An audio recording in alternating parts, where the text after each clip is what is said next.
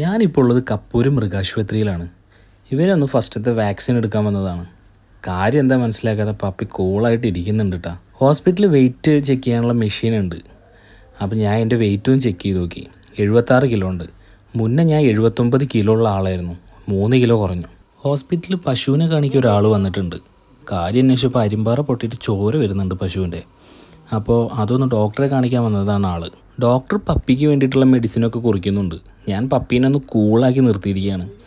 Doctor അവൻ്റെ അടുത്ത് വന്നിട്ട് കാലിൻ്റെ ഇടയിൽ നോക്കിയിട്ട് ഇഞ്ചക്ഷൻ ചെയ്ത്. അവന് ചെറുതായിട്ടൊന്ന് വേദനിക്കുന്നുണ്ട്. ഞാനൊരു 10 മിനിറ്റ് അവിടെ വെയിറ്റ് ചെയ്തിട്ട് അവനൊന്ന് കൂളാക്കി എടുത്ത് ചെറുതായിട്ടൊന്ന് ഒഴിഞ്ഞു കൊടുത്ത്.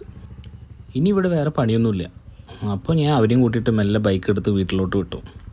എല്ലാം ശുഭം. അപ്പോൾ കാണാട്ടാ.